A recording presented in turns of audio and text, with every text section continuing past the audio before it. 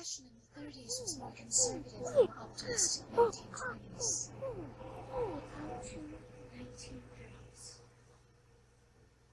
1930s was a return to a more feminine look for ladies. Women's curves were no longer being de-emphasized, and clothes returned to being near the natural waistline. The 1930s was the decade of the introduction of bra cup sizing and nylons. It was also the first time on the film screen we saw an actual female orgasm.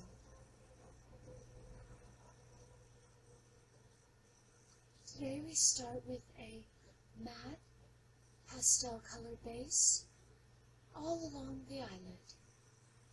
And now I'm going with a bit of a purple to lavender as my shadow, my contour color.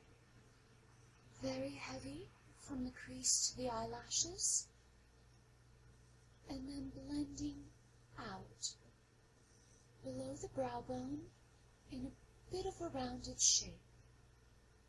Very classic 1930s. A lot of blending will go into this look. As you see, I use my pink eyeshadow just below on the outer half of the eye. And then more blending and shaping with the dark color. Go back and forth with your light base color to blend the edges. Lots of blending.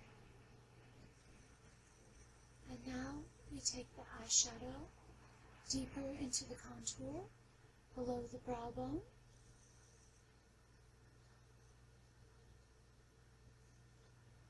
Feel free to use your fingers for a touch of blending.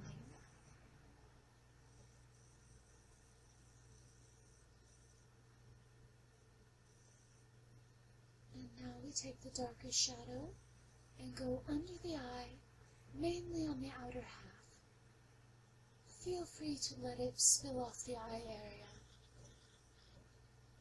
Not quite to the temple region, but between the eye and the temple.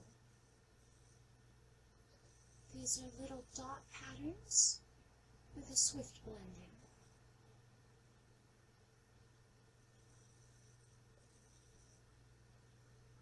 And more with pink, now continuing it out and up to the eyelid. Blending the purple with the pink is the desired color for this look for me today.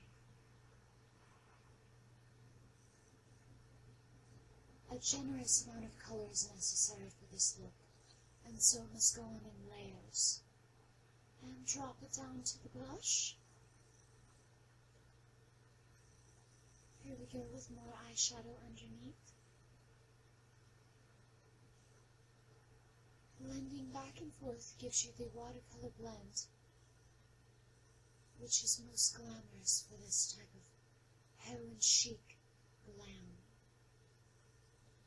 first appearing in the 1930s.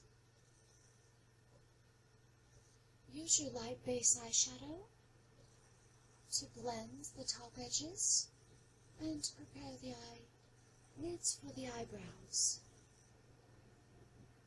A semi-round, thin eyebrow extending at the ends, and now we add eyelashes. Just pat them down on the eyelid just above your natural lashes. I recommend Duo Clear Glue, which actually shows up white until it dries. And patting down, and then a light pinch of the eyelid over the seam of the false eyelash.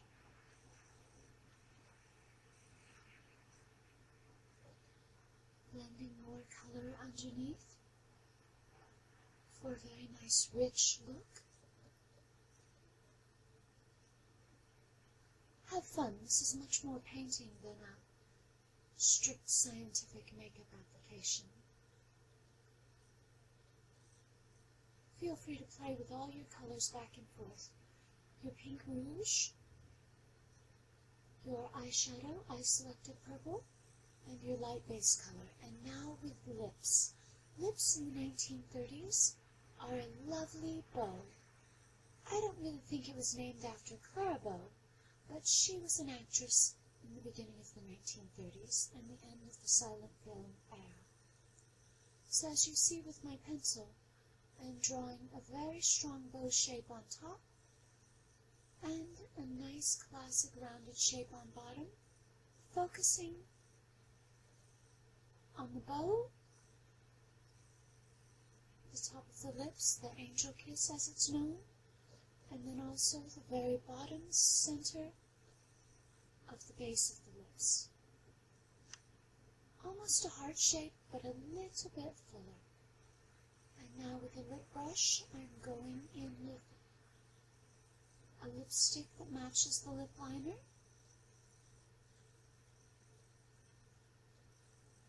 It's a very rich red bronze tone, which complements the purple.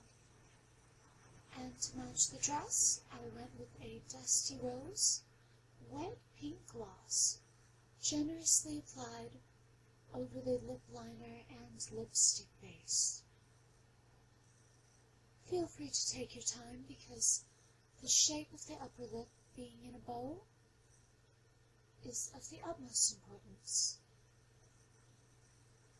I chose curlers, so I'm just dropping my hair and then adding a bobby pin. This bobby pin will secure my bow for a very cute baby doll 1930s look. And we fluff the hair, whether you did pin curls or hot rollers. Fluffing is a must. There was a touch of hairspray used, but for pin curlers, I do not recommend hairspray. Shaping and fluffing the hair, always fun. And we added lace gloves and vintage-esque shoes with bows on the toes. 1930s. I had a bow in my